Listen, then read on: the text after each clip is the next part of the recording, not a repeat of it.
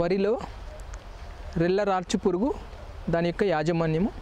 ఈ మధ్య కాలంలో కొన్ని ప్రాంతాల్లో ఈ యొక్క రెల్ల రాల్చు పురుగు అనేది వరిలో ఆశించి నష్టపరుస్తున్నట్టుగా గుర్తించడమైనది.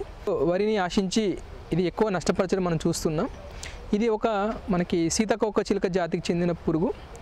దీని యొక్క తల్లి రెక్కల పురుగు మనకి వరి మొక్కల మీద, ఆకుల మీద కానీ అట్లా గడ్డి మొక్కల మీద గుంపులుగా గుడ్లు పెట్టడం జరుగుతుంది. ఈ గుడ్ల నుంచి వెలువడిన లార్వా మనకి వరి పంటను నష్టం చేయడం అనేది జరుగుతుంది.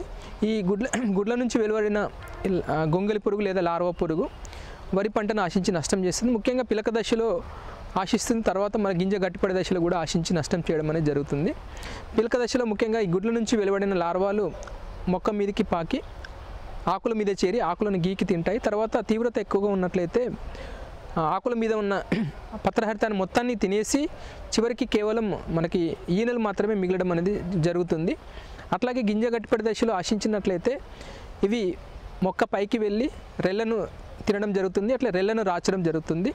అట్లాగే ఒక్కొక్కసారి వెన్నులను కూడా కత్తిరించి కింద పొలంలో పడివేయడం జరుగుతుంది. ఇట్లా మనకి మొక్క పైకి ఎక్కి రెల్లను తినడం, రెల్లను రాల్చడం చేస్తుంది. కాబట్టి దీనివల్ల మనకి చాలా నష్టం అనేది జరుగుతుంది.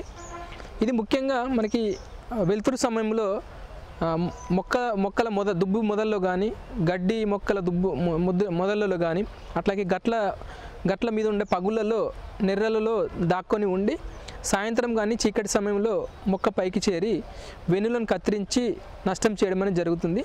ముఖ్యంగా ఇవి డైరెక్ట్గా వెన్నులను కత్తిరిస్తే కాబట్టి మనకి చాలా నష్టం జరుగుతుంది.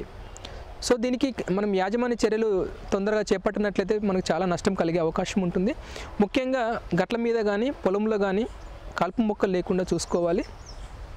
అట్లాగే పొలంలో నీరు ఎక్కువగా ఉన్నట్లయితే ఇది మనకి ఎక్కువ ఆశించదు.